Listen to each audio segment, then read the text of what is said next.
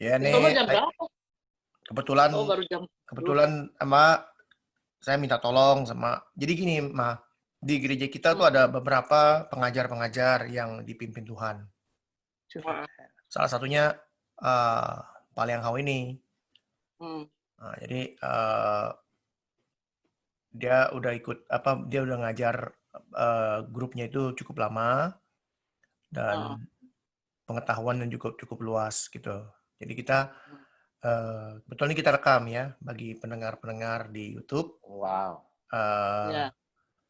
Apa namanya, kita mendapat suatu kehormatan, kita bisa mendapat orang yang mau memberikan ilmunya buat kita sedikit, supaya kita semua juga bisa belajar. Bukan Ya. hanya saya saja yang ngasih tahu. Kemarin Budi, sekarang kita ada bintang tamu namanya Pak Liang Hao, Pak Toha. Anaknya Jadi, Toha. ya kita mau coba. Dia kayak papanya persis ya. Kayak papanya. Masa kayak Iya. tetangganya ya, papanya dong. Enggak. Iya Bukan maksudnya kayak mirip papanya mukanya. bukan kayak Ting Ting. Enggak. Ini mirip papanya. Mirip. Oke. Mirip. Bentar ya. Ya, Kita masih tunggu satu orang lagi. Oh, Halo? tunggu satu Halo? orang lagi. Halo? Lu lagi members tadi. Iya, Bang Lim ya? Iya. Iya, Lim, gue lagi Bible study. Iya. Oh, Lo mau ikutan? oh iya ya. Ikutan, gue ikut sering tuh liat YouTube lu tuh. Oh iya dong, nggak apa-apa. Lo bisa ikut, siapapun bisa ikut. Ya, apa dong? Iya. Nanti kita ngobrol lagi, Lim. Tunggu telepon, ntar gue telepon lagi. Iya deh. Ya? Oke. Oke, thank you, Lim. Iya. Iya, Pak. Suaranya gimana sekarang? Oke. Suaranya rada mendem nih, Pak. Kenapa ya? Suaranya bagus. Itu setting mikrofonnya, Pak. Setting mikrofonnya ada di itu di mana di control panel atau di Zoom. Di Zoom punya preferences, buka Zoom punya preferencesnya. Udah. Settingnya terus lihat di audionya. Dia ada dua, satu yang mikrofon punya ini, satu lagi dia yang kuping itu. Lu bisa digeser dia punya suaranya. Coba kalau yang Tuh makin gede suaranya. udah. Terus volumenya di full aja langsung.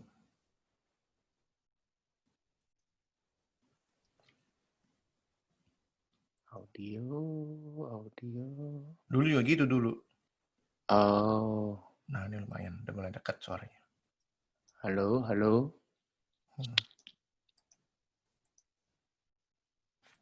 Makanya sengaja gue pakai gini, Pak. Oh, oke. Sekarang gimana tuh? Ya masih mendingan lah dibandingin tadi. Hahaha. Tetap mendem gitu, kayak jauh gitu. Kalau sekarang? Masih jauh sedikit.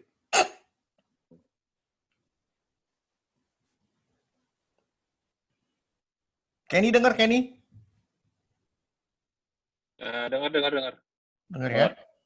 Sayangnya Kenny nggak kelihatan orangnya ya. Iya, tuh kameranya rusak sih itu beneran. Kesian dong. Iya, nggak kelihatan mukanya. Orang kepengen lihat mukanya. Aduh, Budi sih beneran. Kenapa? Oke. Mau nunggu satu orang lagi? Iya. Ya, si Budi kali ya? Iya, bentar ya. Nunggu si Budi. Nunggu Budi ya, bentar ya. Halo. Yang Hao anaknya berapa? Anaknya 2. Oh, udah gede dong. Udah gede lah. Udah kerja ya?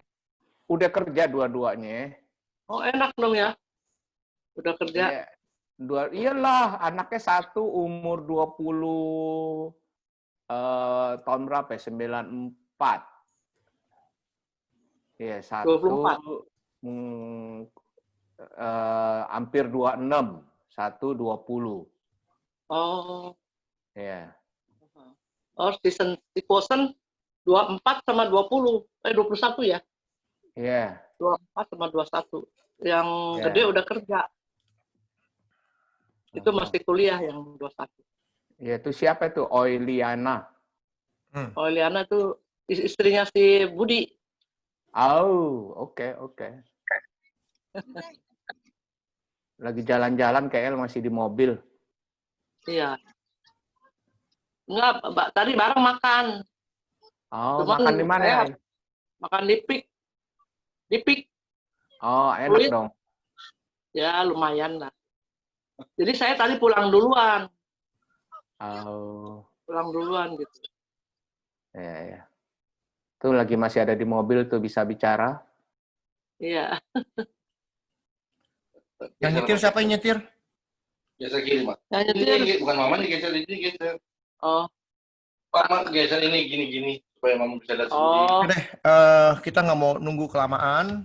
Kasihan Udah Pak ada Yang Hao datang ya. tuh. Ya biarin Budi denger dari mobil aja nggak apa-apa. Kita kan janjinya Oke. 15. Jadi kita mau Geser. siapkan waktu kita Siapkan waktu supaya kita. kita tuh. bisa nggak buang-buang waktu ya. Oke, sebelum kita mulai kita mau masuk dalam doa. Oke, kita tunduk kepala. Oke. Bapa di dalam surga, pada kesempatan pagi hari ini dan malam hari di Jakarta, kami mengucap syukur berterima kasih di mana Tuhan sudah memimpin kami, membimbing kami, melindungi kami dari pandemik ini.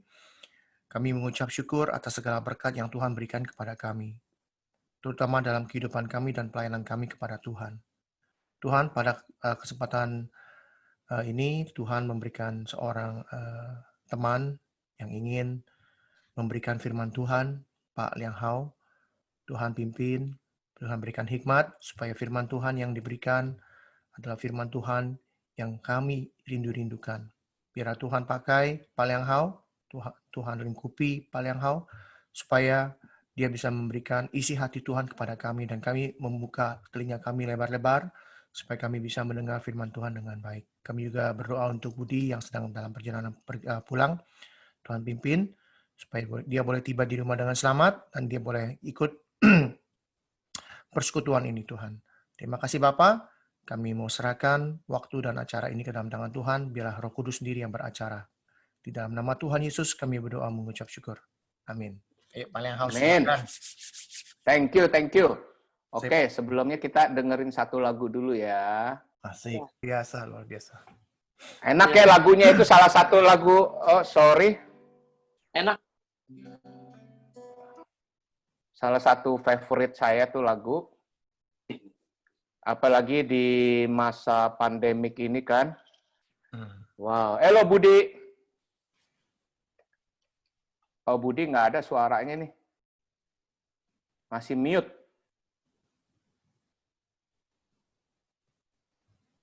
Nggak ada suaranya, Bud. Nggak ada suaranya. Kena mute. Budi,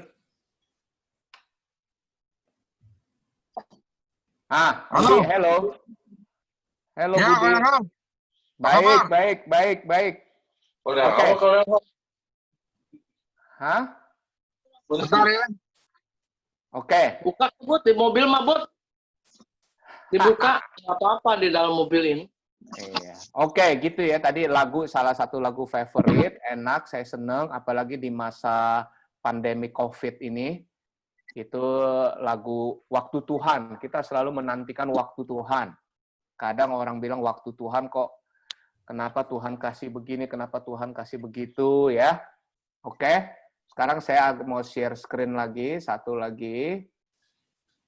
Oke.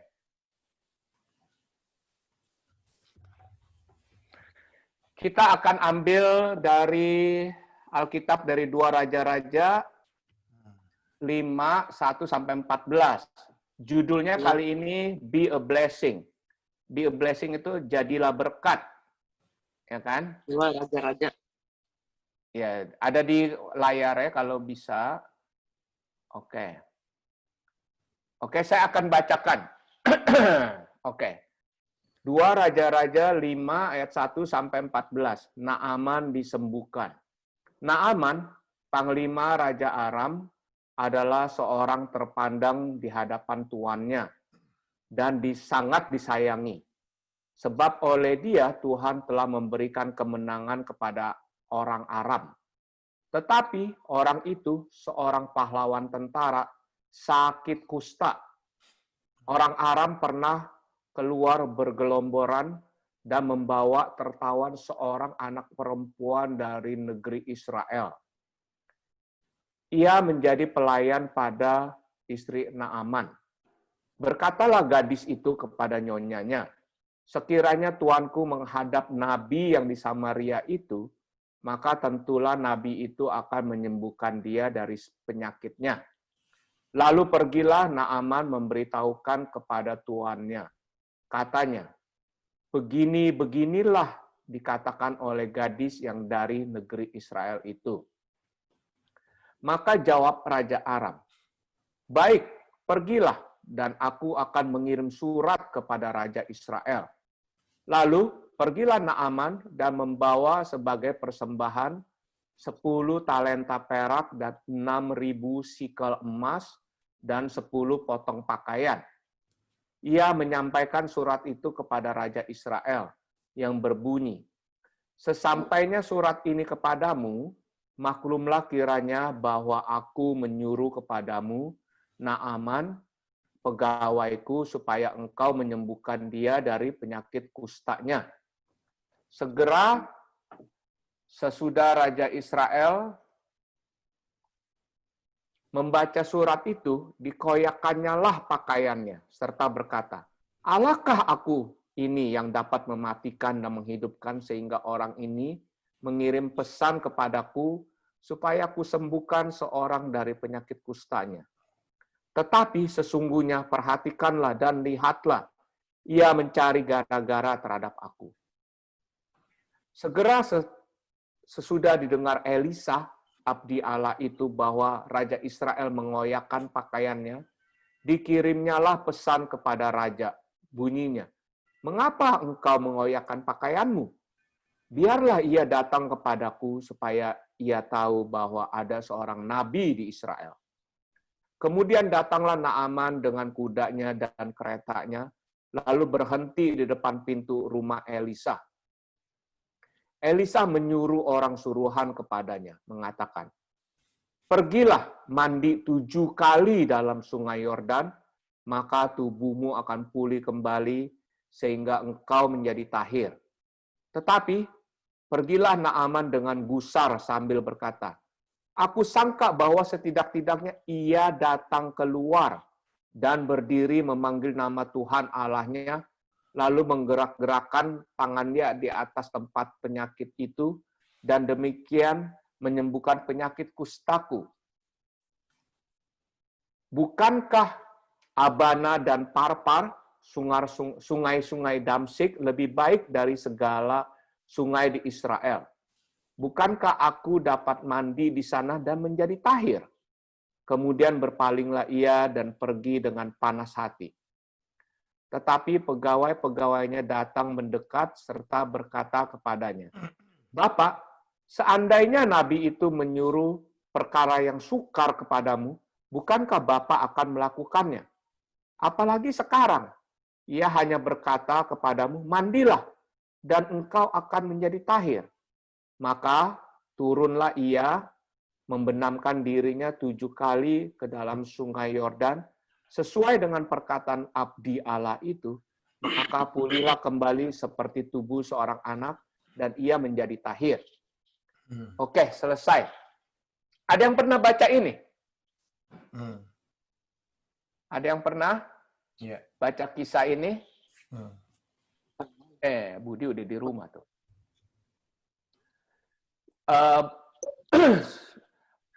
Saya baca ini berkali-kali dapat bagus sekali. Dilihat di sini ada beberapa orang yang menjadi contoh buat kita. Ada yang bagus, ada yang jelek. Contohnya ya kan. Pertama-tama kita lihat di sini tadi kita baca. Ini ceritanya lagi menggambarkan Israel diserbu oleh negara-negara sekitarnya, ya kan? Dan banyak orang Israel ditangkap dan dibawa ke Suriah. Kalau kita lihat lagi ayat yang pertama, ya kan? Diceritakan ada Naaman, panglima Aram. Dan itu orang panglima raja, dan banyak memberi kemenangan kepada Raja Aram, ya kan? Tapi ada seorang gadis, mungkin contoh pertama yaitu gadis. gadis ini. Ya, kalau kita lihat lagi di sini saya ada tulis juga, ya kan, kesaksian seorang gadis. Kesaksian seorang gadis muda membawa ke salah satu mukjizat paling signifikan dalam Perjanjian Lama. Kita lihat gadis ini. Coba kita ibaratkan gadis ini kita. Ya kan? Gadis ini itu jadi budak pegawai. Dulu, zaman dulu, ya kita tahu, kalau satu negara kalah perang, maka orang-orang yang kalah perang itu dibawa ke negara itu menjadi apa? Menjadi budak kan. Nah, ada seorang gadis muda ini jadi budak. Jadi budak biasanya tuh kita jarang bisa bersyukur karena kita jadi budak, ya mana Tuhan? Selalu kita berteriak minta tolong, Tuhan tolong, kenapa saya jadi budak? Kenapa saya jadi susah begini? Kenapa hidup saya kok jadi begini? Mungkin dulunya kita nggak tahu gadis muda ini dibilang mungkin belum menginjak usia remaja. Jadi apalagi kalau kita yang punya anak, teenager, anak saya udah yang satu 26 tahun, yang satu 20 tahun. Apalagi terus cewek lagi. Jadi saya mengerti kurang lebih kalau seorang gadis muda yang belum menginjak remaja biasanya itu terus terang susah di ngomongin. Ya kan? Kita ngomong A, dia bisa ngomong B. Dan kalau orang yang gadis muda biasanya apalagi sepertinya mereka lebih tahu dari kita gitu. Mereka tahu semuanya, kita tuh kurang tahu. Mereka lebih pintar dari kita. Namun kita belajar di sini gadis muda ini, dia ditangkap dan dibawa ke Suria selama masa pemerintahan Ahab, Yoram. Saat Israel terus-menerus diserbu oleh negara-negara sekitarnya. Meskipun tinggal di negeri asing dan melayani, jadi pelayan kan, orang-orang yang mungkin telah membunuh keluarganya, ia menunjukkan keinginan yang tulus. Dia dengar bosnya, tuannya, kena kusta. Kalau biasa kita, udah ini mungkin yang tadi diceritain background-nya, mungkin tentara Aram ini nggak tahu siapa yang bunuh keluarganya, mungkin pokoknya salah satu tentara Aram. Biasa kalau kita dengar orang yang kita benci, yang kita sebel gitu kan, ada sakit, ada kesusahan, mau nggak kita nolong? Belum tentu. Enggak, jarang sekali kita mau nolong. Belum tentu. Ya kan? Kenapa? Karena ya itu orang yang bikin gue susah. Ya kan? Orang itu yang bikin gue susah dan sekarang biarin aja biar dia mati. Kan bagus. Ngapain gue tolong dia gitu? Ya kan? Itu normal. Itu kita sebagai manusia itu normal, pasti begitu karena di Alkitab juga bilang roh kita di dalam maunya menolong, tapi daging kita lemah. Jadi kita selalu berdasarkan daging, nggak mau nolong orang, apalagi orang yang bikin gue susah nih, itu orang yang bikin gue susah. Ngapain gue tolong dia gitu? Tapi kita lihat kesaksian seorang gadis ini, dia tuh nggak peduli.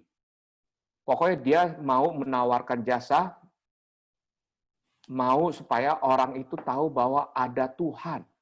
Padahal dia sendiri tiap hari mungkin menjerit gitu kan. Tuhan, kenapa aku susah gitu. Gitu kan. Tapi dia tetap mau menolong. Seperti kita baca di Matius 5 ayat 44, kita melakukannya untuk Tuhan, bukan untuk manusia. Memang mungkin ada orang yang kita benci karena bukannya kita sembarangan benci, karena orang itu yang bikin hidup kita susah. Nggak gampang itu.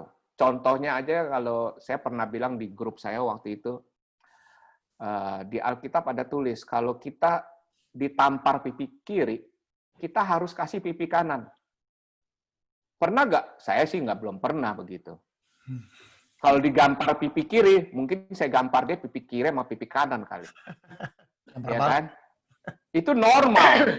Normal, tapi kita nggak susah melaksanakan firman Tuhan itu susah, nggak gampang.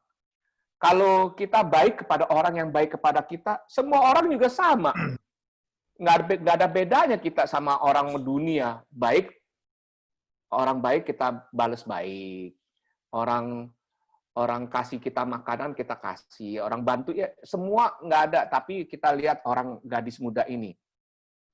Ini budak dia. Dan dia dengar bosnya sakit kusta. Terus makanya dia bilang, pergi coba ke Israel. Ada seorang nabi. Ya kan? Nih kita baca lagi. Berkatalah gadis itu kepada nyonyanya, sekiranya tuanku menghadap nabi yang di Samaria, maka tentulah nabi itu menyembuhkan dia dari penyakitnya. Hebat ya. Dia kasih informasi sekiranya. Jadi artinya kalau tuanku mau menghadap, di sini dia menghadap. Tentulah nabi itu, maksudnya ceritain, lu cari nabi itu, lu temuin, lu kasih tahu kesusahan lu, maka tentulah nabi itu menyembuhkan dia dari sakitnya. Jadi nabi itu pasti menyembuhkan. Itu kan hebat. Terus kita diingatkan lagi, ya kan, di Efesus 5 ayat 8, di Matius 5 ayat 4. Tetapi aku berkata kepadamu, kasihilah musuhmu dan berdoalah bagi mereka yang menganiaya kamu.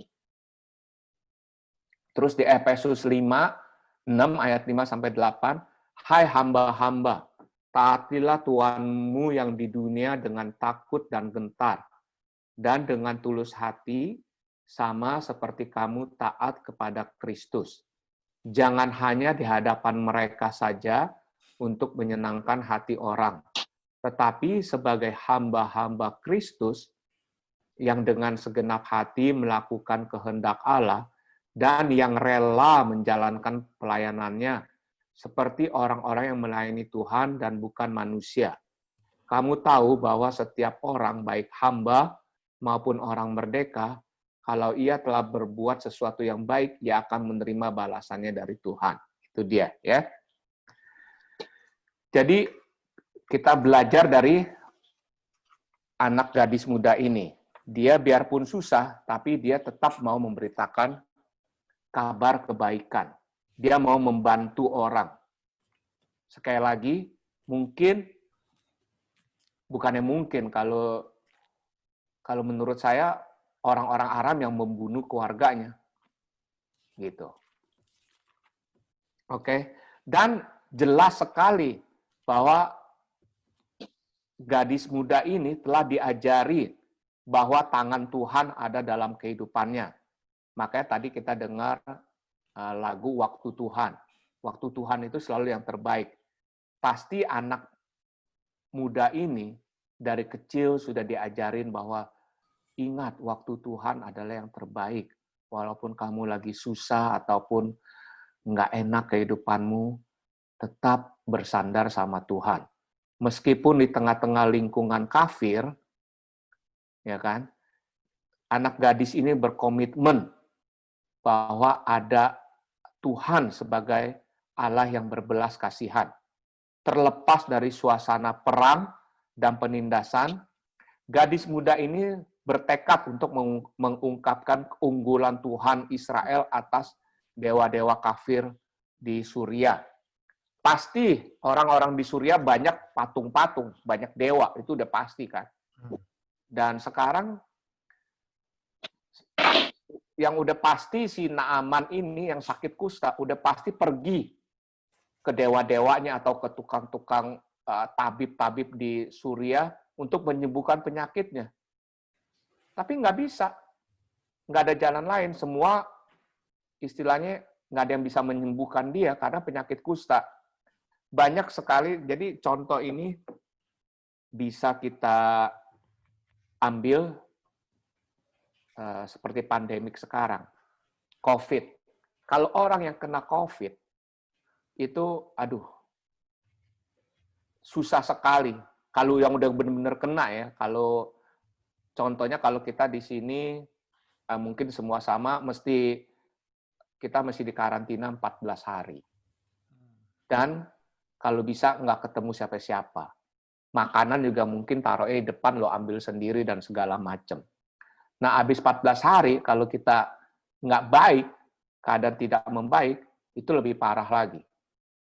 Bisa, istilahnya, saya dikasih video, lihat, napasnya susah dan setengah, aduh, itu. Nah, penyakit kusta tidak sedemikian, tapi penyakit kusta mematikannya adalah dia bakalan diusir. Karena penyakit kusta itu menular. Kita pegang aja, kena sentuh, bisa menular. Dan penyakit kusta itu seperti kayak apa ya? Mungkin seperti borok ya. Jadi kayak borok gatel gitu, dan semua badan orang ngeliatnya aja geli gitu. Nah, balik lagi, Naaman udah pasti pergi kepada orang-orangnya di negaranya sendiri, di Aram. Tapi udah pasti nggak bisa disembuhin, karena itu makanya dia mau, ya udahlah, gue ikutin nih anak cewek, bohong apa bener gue juga nggak tahu, coba ikutin aja gitu kan. Tapi yang anak cewek ini dia menjalankan imannya yang sederhana, ya kan? Anak masih kecil, belum juga teenager, benar-benar sederhana dan bersaksi tentang kuasa Tuhan untuk menyembuhkan kusta, yang menghasilkan tidak hanya keajaiban menyelamatkan nyawa tuannya, tetapi juga dalam pengenalannya akan kuasa Allah Israel. Kesaksiannya yang teguh membuat Naaman. Nah, sekarang kita lihat yang kedua, Naaman. Naaman ini siapa sih? Kita lihat lagi, Naaman siapa? Naaman adalah panglima Raja Aram. Dia benar-benar panglima yang boleh bilang banyak kemenangan. Udah pasti orangnya, kalau kita di sini ceritanya orang tinggi, pangkat tinggi, atau boleh bilang orang di pemerintah deh, pangkat tinggi. Biasa kalau orang pangkat tinggi di pemerintah, bukan hanya ada pangkat tinggi, tapi juga kaya raya, berkuasa, ya kan? Naaman ini, dia pertama-tama sih oke, gue ikutin, gitu kan. Dia pergi kan, terus dia kasih tahu rajanya, Raja Aram, nih budak gue bilang katanya di Israel ada nabi yang bisa sembuhin penyakit gue, gitu. Terus makanya saya akan mau pergi, mau lihat. Saking hopeless kan, di negaranya nggak ada yang bisa sembuhin dia. Terus dia makanya bilang ke rajanya. Terus Raja Aram kasih surat kepada Raja Israel, ya kan. Banyak kita seperti Naaman. Kalau dengar, oh di sono tuh banyak ada yang bisa sembuhin lu. Oh di sono tuh ada bisa kasih berkat. Kalau kita contohnya di mana sih? Yang dulu kalau suka itu apa? Kuamia lah atau apalah. Oh ini benar. Mama, Kita selalu.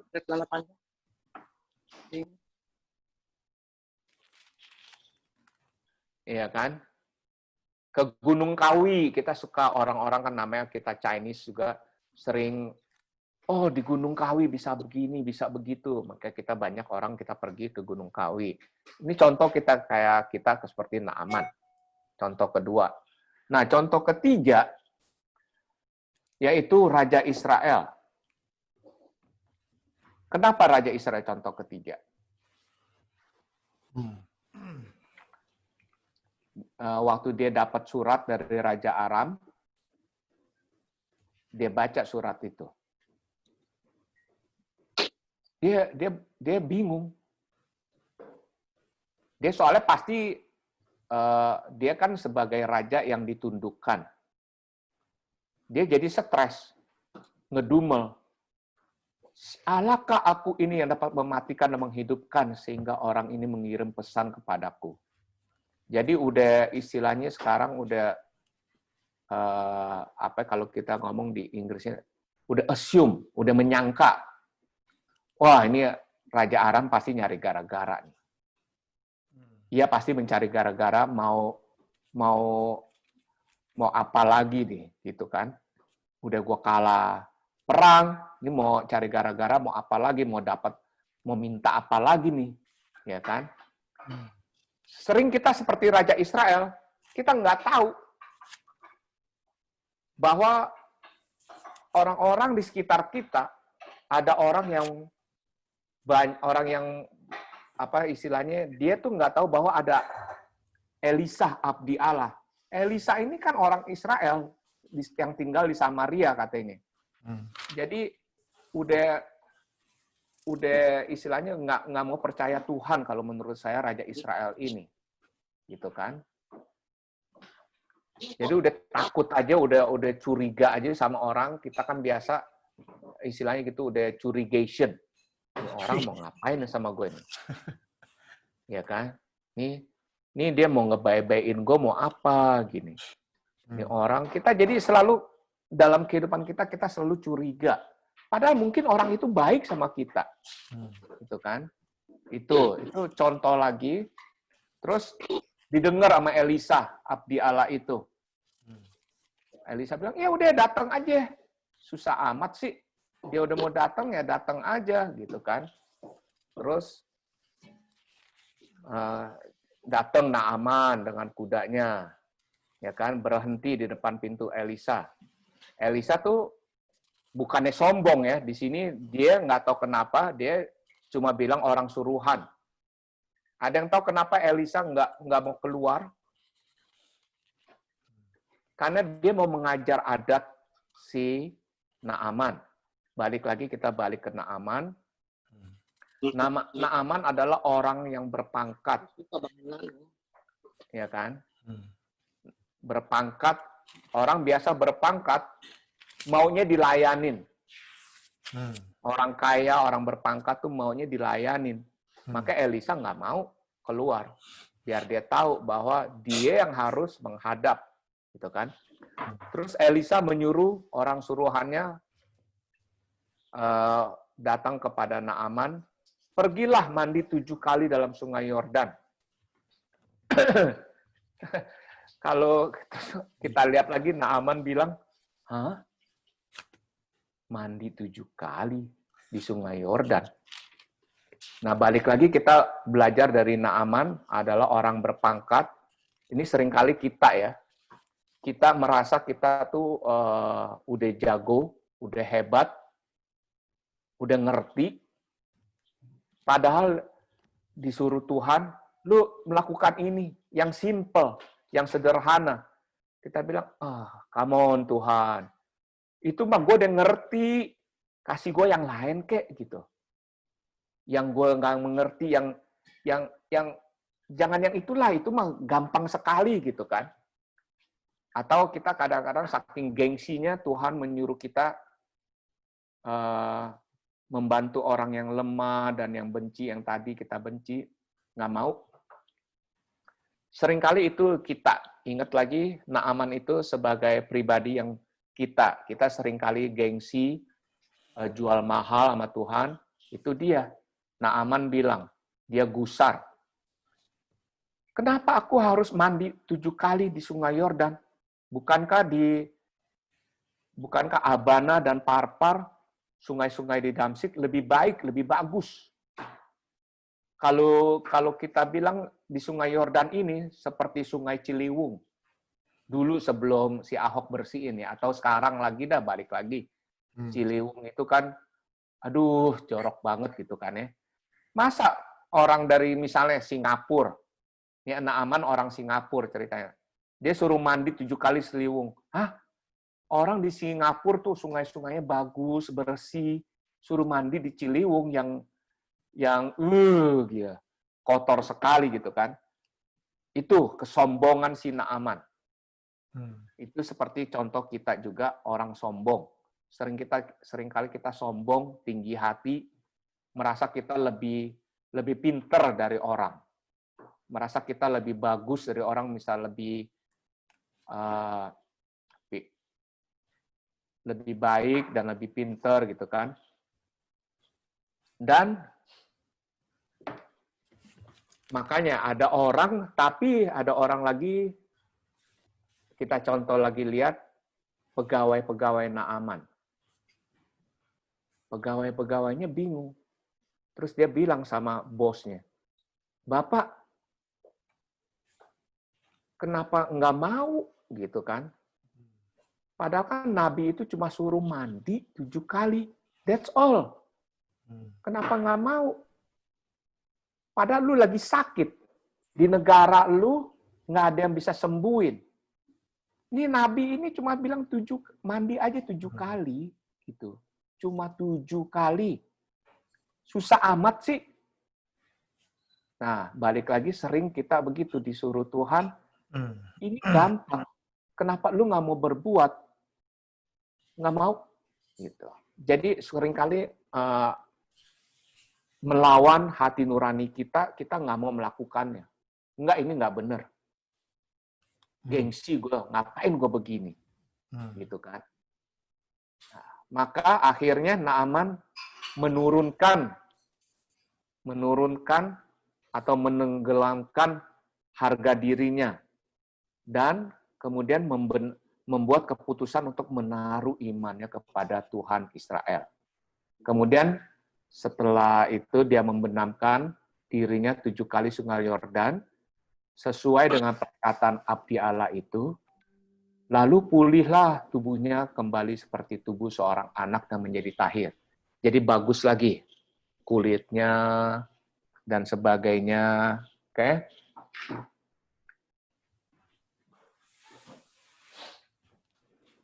Nah, sekarang ada pertanyaan dari saya. Kita coba diskusi. Peluang apa yang telah Tuhan tempatkan dalam hidup kita untuk membagikan kuasa dan pekerjaannya dalam hidup kita? Ada nggak? Coba. Peluang apa? Kalau kayak kesempatan ini, sekarang saya membagikan kuasa Tuhan. Tuhan itu selalu berkuasa, walaupun di dalam pandemi COVID-19 ini, kita bingung. Ini benar-benar dunia. Bukan cerita cuma di Indonesia, bukan cerita cuma di Amerika, tapi seluruh dunia bingung sama pandemik ini. Tapi yang tadi kita dengar lagu, waktu Tuhan itu adalah yang terindah. Kita harus menunggu dengan sabar. Dan kita harus ingat, tidak peduli seberapa rendah posisi kita, atau seberapa kecil perasaan kita, atau seberapa sulit dan tertekannya kehidupan kita, jadilah berkat Tuhan. Ya, kita harus jadi berkat Tuhan, dan yang paling susah tuh jadi berkat Tuhan kepada orang yang kita benci.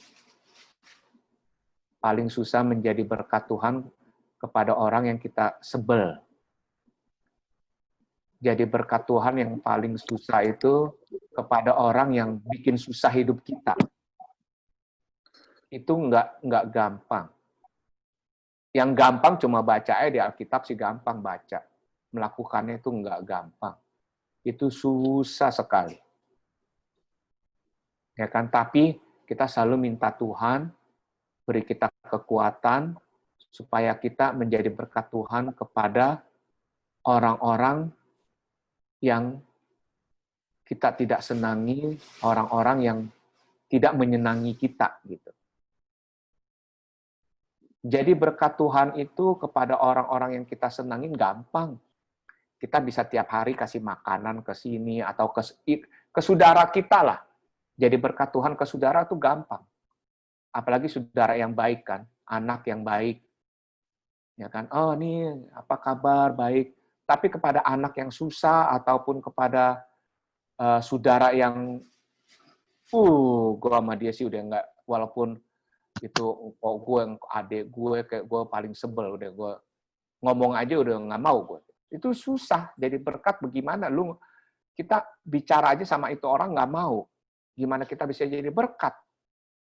Ya kan? Ada lagi orang bilang, perbuatan kita lebih apa bilangnya? Lebih memancarkan berkat Tuhan daripada ngomongan. Kalau kita cuma ngomong, apa kabar gitu, itu cuma basa-basi. Tapi perbuatan kita, ya maksudnya kalau kita nggak mau ngomong sama saudara kita, atau berantem mulu, kita nggak bakal bisa jadi berkat. Jadi kita nggak ada perbuatan kita yang dia bisa lihat, oh, orang ini ada Tuhan. Gimana ya kok dia bisa baik begitu, padahal saya udah jahat mulu sama dia. Oh, orang ini ada Tuhan.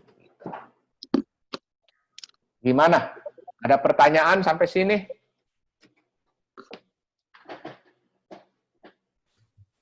Budi, gimana? Gampang kan? Kalau udah digampar orang, kasih lagi pipi kiri sama pipi kanan?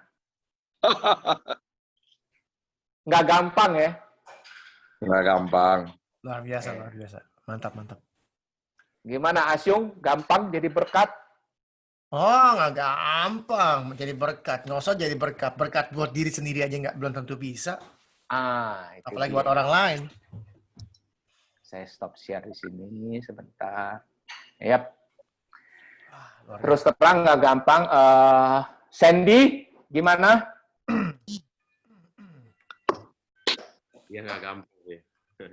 Nggak gampang memang. Jadi makanya ini agak sulit, terus terang agak, itu bagi saya juga ya. Tante juga gimana kabarnya? Gampang nggak jadi berkat? Kadang-kadang ada orang bilang jadi berkat itu gampang. Enggak gampang. Jadi berkat bagi orang yang baik ke kita itu gampang. Itu bukannya jadi berkat ya, itu saling membagi. Gitu. Kalau jadi benar berkat, kita harus kasih contoh kepada orang yang kita nggak seneng gitu, atau yang paling susahnya orang yang bikin kita susah. Itu, oke? Saya mau akhirin ini, kita dengar lagu lagi. Asik. Saya sedang dengar lagu deh. Nih, ngomong-ngomong soal lagu, dua video yang terakhir saya kena yang waktu ulang tahun si Kenu tuh, kita dengar ada lagu hari ini tuh, judulnya tuh. Kena ditulis dari YouTube, dikasih tahu apa sih bilangnya, hak cipta, copyright. Lagu orang dimasukin YouTube, memang lo punya? Enggak, ini kan kita ngambil dari YouTube. Iya justru, tapi nanti gini, kita kan lagu-lagu Kristen nih, saya nanti kasih tahu sama pemilik-pemiliknya bahwa kita ada Bible study. Kalau yang lagu itu kan komersial, udah nggak bisa, dia harus bayar. Iya, betul. Yang ini juga oke. Sebagai akhir, kalau ada pertanyaan silakan. Ya, ada pertanyaan? Iya, nggak ada, udah ngerti semua ya. Jadi berkat Jelas banget. Jelas banget ya.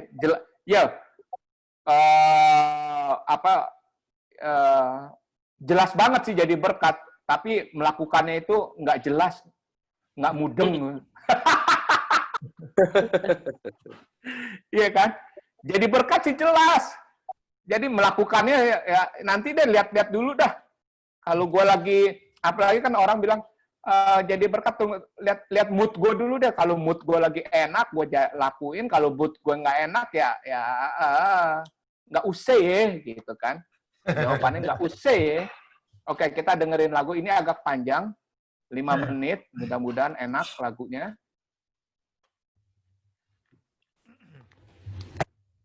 Oke, kita tutup dalam doa. Yuk, Syung, tolong doa lagi. Oke. Kita masuk dalam doa, oke? Bapa di dalam surga, kembali lagi kami hadir di hadapan Tuhan, mengucap syukur dengan hati yang penuh sukacita, di mana Tuhan sudah mencurahkan isi hati Tuhan kepada kami, sehingga kami boleh mengerti bagaimana menjadi pelita, bagaimana menjadi saksi-saksi hidup di dalam pelayanan kami kepada manusia-manusia, kepada teman-teman kami, kepada saudara-saudara kami. Supaya kami boleh menjalankan hidup kami sesuai dengan kehendak Tuhan. Apa yang Tuhan kehendaki dalam hidup kami, yaitu kami boleh memancarkan kasih kemuliaan Tuhan dalam kehidupan dan bermasyarakat. Dan Tuhan tolong kami, Tuhan, supaya kami diberikan kesanggupan untuk bisa menjadi berkat bagi semua orang, terutama bagi keluarga kami sendiri. Terima kasih Tuhan atas pimpinan Tuhan, atas firman yang Tuhan berikan. Biarlah Tuhan, firman yang Tuhan berikan itu Engkau tanamkan di dalam hati kami yang paling dalam. Biar firman itu hidup di dalam kehidupan kami. Terima kasih Tuhan sudah memimpin Pak Liang Hao yang membawakan firman pada hari ini. Tuhan berkati pelayanan Pak Liang Hao, supaya Pak Liang Hao bisa dipakai Tuhan jauh lebih baik, jauh lebih besar, sehingga nama Tuhan dipermuliakan melalui Pak Liang Hao. Terima kasih Tuhan. Kami sebentar akan berpisah. Biar Tuhan persekutuan kami ini bukan hanya sampai di sini. Kami akan suatu hari nanti kami bisa mengundang Pak Liang Hao lagi untuk bisa memberikan firman Tuhan. Terima kasih Bapak. Kami mau juga serahkan bagi mereka yang di Jakarta yang akan beristirahat. Tuhan pimpin supaya mereka boleh beristirahat dengan baik, sehingga mereka semua mendapatkan kekuatan baru besok pagi. Terima kasih Bapak. Kami serahkan hidup kami dan pelayanan kami ke dalam tangan Tuhan. Di dalam nama Tuhan Yesus kami berdoa mengucap syukur. Amin. Amin. Thank you. Thank you. Terima kasih. you. Thank you. Bye-bye.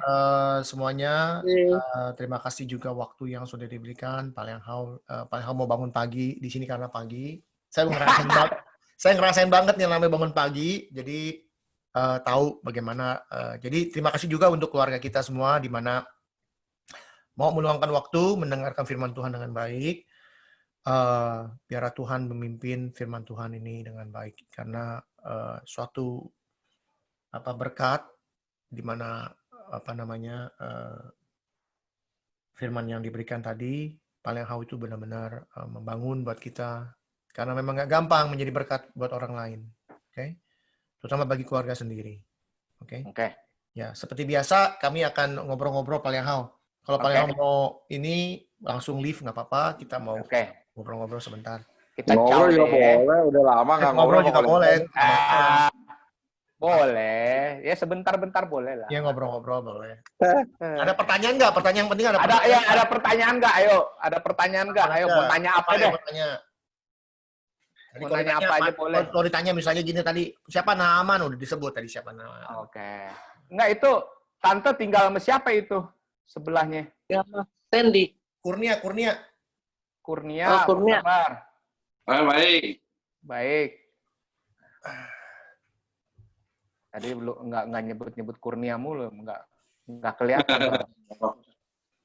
Kelihatan. Iya. Ada nggak pertanyaan itu? Mumpung Ayo. ada orang nanya itu, ayo tanya. Ayo, udah pada jago kok, udah jadi berkat semua. Biasa kayak dulu kalau sekolah kan ditanya, ada pertanyaan nggak? Diem. Enggak. Kalau diem kan itu ada dua macam, satu tahu, satu nggak tahu. Satu lagi bodo amat kali. GP.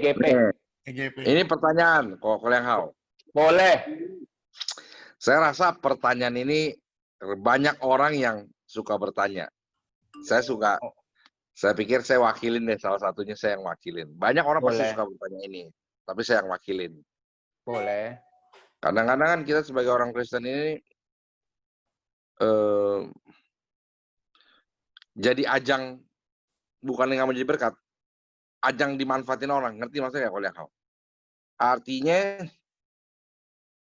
kita mau jadi berkat, kita tolong orang, tapi malah ibaratnya gimana ya?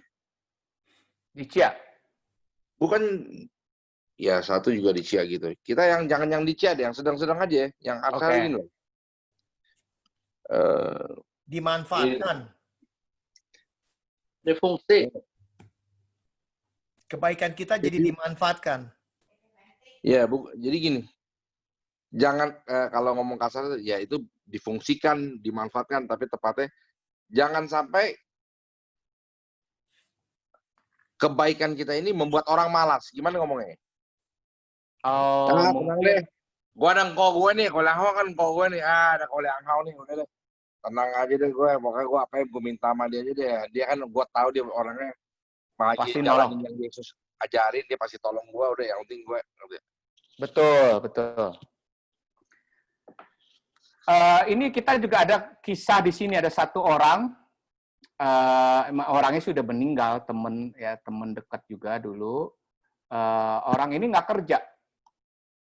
Ada keluarganya, ada beberapa familinya orang Kristen. Oke? Saya udah bilang sama orang yang family-nya, karena orang ini nggak kerja. Selalu orang ini, kenapa dia nggak kerja? Karena udah dapat semuanya dari saudara-saudaranya. Rumah dikasih. Duit tiap bulan dikasih. Saya udah sering bilang sama orang ini, kan juga orang juga bilang, kita boleh membantu orang, tapi mesti bijaksana. Bener kan? Misalnya orang ini nggak mau kerja, kita jangan kasih dia roti terus, atau ikan terus, kayak yang kita harus kasih pancingan.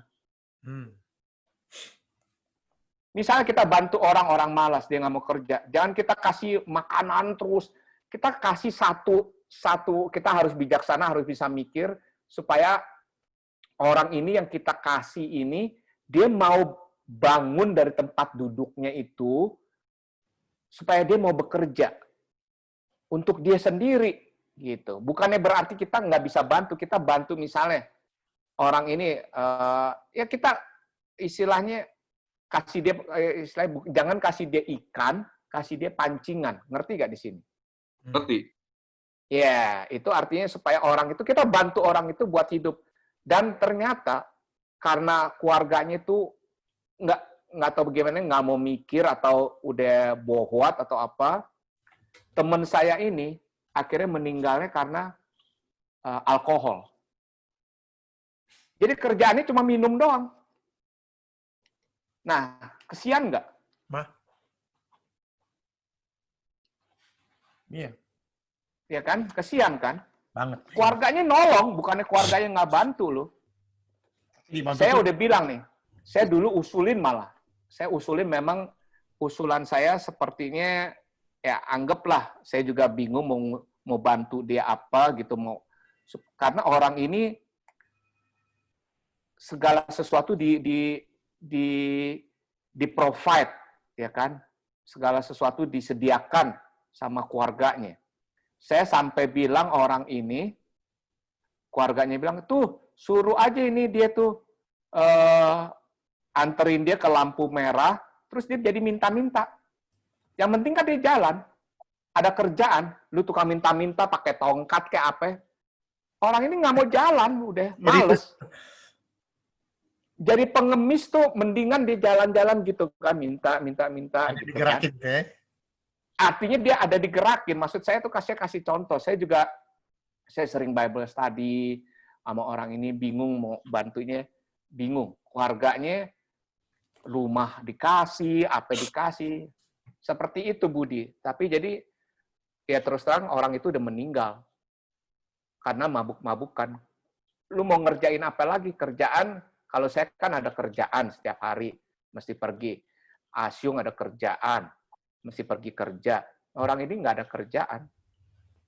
Rumah, ada 3 kamar, 2 atau 3, saya lupa. Jadi 1 kamar disewain. Uang sewa buat dia. Dia pergi, ada duit, dia pergi kemana? Ke supermarket, beli apa? Beli bir. Orang ini udah jarang minum air putih, jadi minumnya bir. Nah, akhirnya meninggal. Nah, salah siapa? Sekarang salah siapa coba? Salah orang itu pasti, kenapa minum bir? Bukan air putih. Itu kan orang bilang dari luar. Tapi untungnya ya puji Tuhan orang ini udah percaya Tuhan, jadi kita tahu. Tapi menurut saya juga ada salah keluarganya. Karena maunya orang itu, ya udahlah, anak bontot. Anak bontot tuh dikasih terus. Kayak misalnya Budi, mau minta ke Koko, pasti Koko kasih lah. Sandy yang bontot di sini siapa? Sandy ya? ya kan? Sandy minta ke siapa kek, kok pasti kasih. Ya udah lu tenang aja deh Sandy. Pokoknya ntar gue kasih, lu mau apa lu tenang. Si Sandy-nya nanti jadi nggak mau kerja. Tapi terus saking nggak mau kerja, dan orang ini menurut saya ada untungnya belum menikah, jadi nggak punya anak. Ya istilahnya dia mau meninggal, ya meninggal aja sendiri gitu kan. Nggak meninggalkan apa-apa, nggak ada istri, nggak ada anak-anak gitu kan. Tapi repotnya kalau kita yang udah berkeluarga punya anak itu lebih repot lagi. Lu meninggalkan, nggak benar. Itu jawaban saya. Jadi kita harus bijaksana menolong orang. Nah, pertanyaan lagi. Jadi Boleh. kita sebagai apa sebutnya kita ya, bagus ya, sebagai umat Tuhan kah, anak Tuhan atau pengikut Kristus, Sama aja. sama aja lah ya.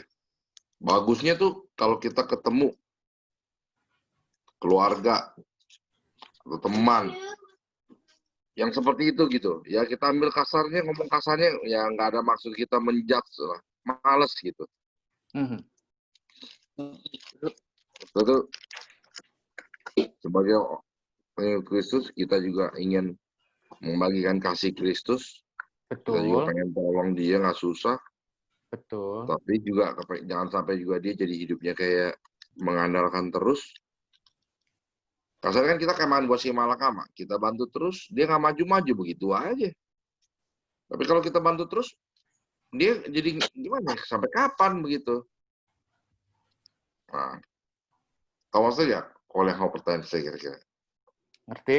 Jadi itu apa yang harus kita lakukan gitu. Selain kita berdoa, kita juga mau jadi saksi kan, supaya melalui hidup kita dia mengenal kasih Kristus, dia melihat bahwa kita pelihara dia, kita perhatikan dia. Gitu. Sometimes ya, kadang-kadang saya contoh sharing. Dulu saya lebih saklek. Pokoknya lu kalau mau kerja lu jangan makan siang, udah selesai, saklek. Tapi lama-lama saya suka pikir gini, gua terpilih lebih baik. Nih, tolong dikoreksi ya. Ini tuh kan saling sharing ya. Saling sharing ya. Ini kan pandangan saya gitu. Saya dulu saklek, tapi lama-lama saya pikir, contoh nih misalnya, Yusuf punya 12 saudara. Jadi kalau saya pikir, itu kira-kira saudara-saudara Yusuf males gak ya? Kayaknya Yusuf doang nih yang paling berjasa nih. Kayaknya dia udah nggak usah ngapa-ngapain, si Yusuf yang siapin semua nih, seolah-olah gitu loh. Punya nama lagi, 12 suku Yakub. Misalnya contoh nih. Jadi kadang-kadang saya pikir, apakah kita dipilih oleh Tuhan, misalnya saudara-saudara kita, ya memang dia nggak sanggup, dia nggak mampu, ya kita yang dipilih mampu. Saya suka ditanya gitu sama Tuhan, emang lu capek kerjanya? Emang lu setengah mati? Enggak kan? Lu juga dari gue, seolah-olah gitu loh. Seolah saya kalau komunikasi, lu juga nggak kerjanya berat-berat banget, lu juga gue yang pelihara, lu juga gue yang kasih. Nah sekarang kalau lu udah gue pelihara, tugas lu lah pelihara dia. Dia nggak sanggup. Ibaratnya dia sendiri nggak bisa beda tangan kiri sama tangan kanan. Kalau dulu sih nggak ada kata begini kalau yang mau. Pokoknya lu malas karena makan siang aja. Oke. Ada bayangan? Ada. Maksud saya nangkep kali mesti pertanyaannya. Kenapa? Maksud pertanyaan saya nangkep ya? Nangkep. Oke. Pertama-tama, Budi itu benar dulu. Bukannya saklek, itu di Alkitab juga ditulis di 2 Tesalonika 3 ayat 10. Oke. Itu Paulus yang bilang. Nih saya bacakan. Sebab juga waktu kami berada di antara kamu, kami memberi peringatan ini kepada kamu. Jika seorang tidak mau bekerja, janganlah ia makan. Itu udah peringatan. Nggak tahu orang yang Budi tolong itu orang Kristen atau bukan gitu. Kalau dia orang Kristen, dia harus tahu di 2 Tesalonika 3 ayat 10. Kalau dia nggak mau bekerja, jangan makan. Itu satu. Kedua, soal Yusuf. Yusuf kasih saudara-saudara itu cuma tanah loh. Maksudnya satu kota lah gitu kan. Tapi saudara-saudaranya bekerja. Bukannya nggak bekerja, tapi sudah Yusuf kasih tanah yang subur ke saudara-saudaranya. Tapi kalau tanah itu nggak dikelola, bukannya tiap hari Yusuf kasih makanan terus gitu, enggak. Saudara-saudaranya bekerja juga, ya kan? Jadi maksudnya Yusuf kasih, yang saya bilang lagi, Yusuf kasih pancingan ke saudara-saudara, kasih tanah. Nah, lu kelola tanah itu buat sanak dan keluarga lu. Ini tanah yang subur, di tanah Goshen, kalau ya kan, itu tanah yang subur. Kalau saudara-saudara nggak mau bekerja, ya nggak bisa. Yusuf kan jadi Perdana Menteri. Dia bukan hanya memperhatikan 12 sukunya dia juga Perdana Menteri, harus, waktu itu bangsa Mesir dia harus perhatikan. Dan kalau orang ada kasus ya, kalau tadi Budi bilang dia orang nggak bisa bedain tangan kiri sama tangan kanan. Kalau ada alasan medical, sakit gitu, nah kita harus bantu orang ini. Kecuali orang ini benar-benar masih bisa bekerja, balik lagi kita harus bijaksana, kita harus kasih, supaya kita harus minta Tuhan, saya mau minta petunjuk yang benar-benar supaya saya bisa bantu orang ini, saya mau orang ini tuh bekerja. Misalnya kita kasih dia modal, misalnya bekerja, ya kan? Nah, saya nggak tahu kesusahan yang saya bilang, teman saya juga saya nggak tahu, bingung mau bantunya bagaimana, semuanya udah punya. Nah, kalau orang ini, yang penting kita minta kehendak Tuhan, minta petunjuk Tuhan, bagaimana bantu orang ini. Ya kan? Misalnya contohnya, kalau Budi tahu si adik saya, Ting Ting kan? Ya. Nah, saya ada kerjaan gitu. Si Ting Ting kerjanya, ya apa adanya dah. Bisa benerin mobil, jual beli mobil, atau ini, atau ono. Tapi dia juga bantuin si Liang Yen kan. Bukannya Liang Yen, mungkin dia Liang Yen sekarang udah lumayan kaya, kasih duit terus ke si Ting Ting. Nih Ting, lu nggak usah kerja. Enggak. Ting Ting bantuin si Yen. Bantuin istrinya, bantuin apalah. Baru dikasih upah gitu. Istilahnya bukannya cuma nggak kerja, lu diem aja, kayak misalnya istrinya si Ting Ting, si Lili, jual makanan, istrinya si Yen beli makanan ke si Lili. Nah itu kan ada satu hal kan, satu hal yang kita bisa bantu saudara kita. Oh, misalnya lu jual makanan, gue belilah sama lu. Misalnya harganya 100, gue bayar 200, gitu kan, namanya saudara. Gitu. Jadi kita harus bisa membuat saudara kita ini istilahnya bertobat juga. Kayak gimana sih? Enggak, benar. Bertobat gitu. Iya. Kalau kita terusin dia terus, nanti kejadiannya sama kayak, sorry to say, kayak teman saya, sampai meninggal.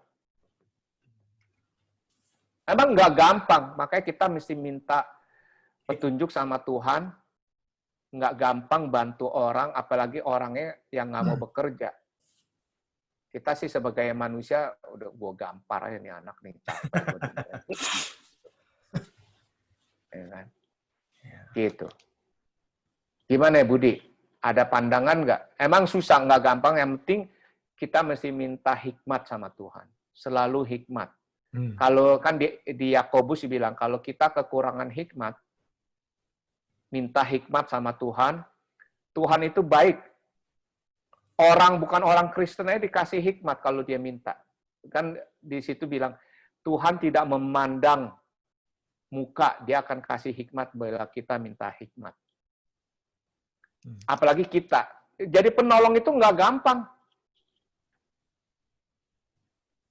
Jadi berkat itu nggak gampang. Kita mesti ada hikmat. Gitu. Apalagi ke keluarga ya. Terus terang apalagi keluarga yang tahu, dah lu. Gue tahu lu dari kecil aja, gue tahu lu hidup sama gue gitu kan. Gimana gitu? Ada yang mau nambahin?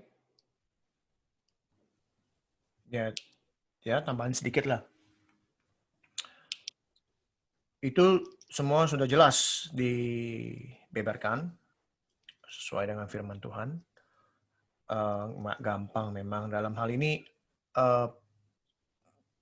Tadi cukup menggelitik saya mendengar jadi gembel aja itu masih kerja dibilangnya. Jadi pengemis aja kerja. Gitu loh. Jadi jadi pengemis aja nggak mau ya. Ya tahu mesti ngapain ya kan ya. Tapi beruntung sekali tadi temannya itu punya segala-galanya gitu loh. Iya. Tapi kalau ada yang nggak punya segala-galanya itu jadi masalah, ya kan ya. Kalau udah nggak punya, jadi pengemis pun nggak mau ya. Bingung dah. Saya juga gimana bantunya gitu kan. Kalau kita kasih pancingan, nih gua kasih pancingan, gua nggak mau. Ada yang mungkin begini, nih gua kasih pancingan, minta kailnya dong, nih gua kasih kailnya, minta umpannya dong, nih gua kasih umpannya. Mancingnya di mana? Ya, sama juga gua kerja dong. Enggak, dianterin aja, nggak apa-apa. Ya, Dia sampai pasti di yang kolam, mancing dia. Iya, dikasih kolam, jadi diam. Gimana mancingnya? Dikasih tahu. Dulu gimana? Begitu, kayak dulu saya punya teman satu nih, saya nggak perlu sebut namanya. Ngomongin gini ke temennya. Lo ada rokok nggak? Ada. Minta satu dong. Udah. Taruh di mulut gue dong. Temennya pikir bercanda. Ditaruh di mulutnya. Nyalain dong. Temennya kesel. Lah lu mau ngerokok aja modal bibir doang. Sampai nyalain, suruh orang nyalain lah itunya, rokoknya. Itu konyol. Nah, itu satu masukan yang menggelitik buat saya. Mungkin ada satu pertanyaan bahwa dikatakan tadi di mana di Yakobus ya, Paulus mengatakan kalau orang nggak mau kerja janganlah ya makan. Di 2 Tesalonika. 2 Tesalonika ya. Nah, 2 pertanyaannya Tesalonika adalah 3 ayat itu kan 10. Paulus itu kan manusia. Pertanyaan sekarang ngomong Yesus yang Tuhan.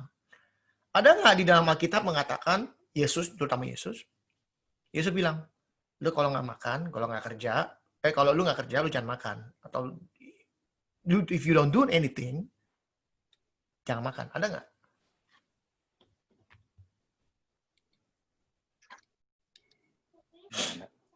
Mungkin nggak ada. Tapi dalam kesehari-harian Yesus, kita mesti tahu. Contoh misalnya pada saat Yesus berdoa di Taman Getsemani, murid-muridnya ngapain? Tidur. Yesus bilang apa? Jangan tidur. Bangun. Tujuannya apa? You gotta do something. Kamu harus melakukan sesuatu, bekerja. Lalu pada saat Yesus merubah air menjadi anggur, ada yang datang ke dia. Itu kerja. Yesus tuh anggur habis. Tapi Yesus melihat bahwa orang-orang itu punya iman. Siapa yang punya iman? Ya itu orang-orang suruhan. Ini siapa disuruh bawa air segentong? Gila apa suruh bawa air? Dan orang itu kerja walaupun nggak tahu mesti ngapain. Jadi kembali lagi yang tadi Pak yang bilang, kalau kita nggak minta hikmat sama Tuhan, kalau kita nggak minta kekuatan dari Tuhan, kita dikasih pancingan pun nggak akan bisa melakukan apa-apa. Jadi bagi si pemberi diberikan hikmat, bagi si penerima juga harus menerima hikmat dari Tuhan. Kalau nggak minta hikmat dari Tuhan, nah itu contohnya tadi. Dikasih kolamnya, dikasih semuanya, dikasih, nggak dilakukan juga. Gitu. Alias males. Males obatnya apa? Nggak tahu obatnya apa males. Nggak ada. Kayak dosa. Dosa itu ada obatnya nggak?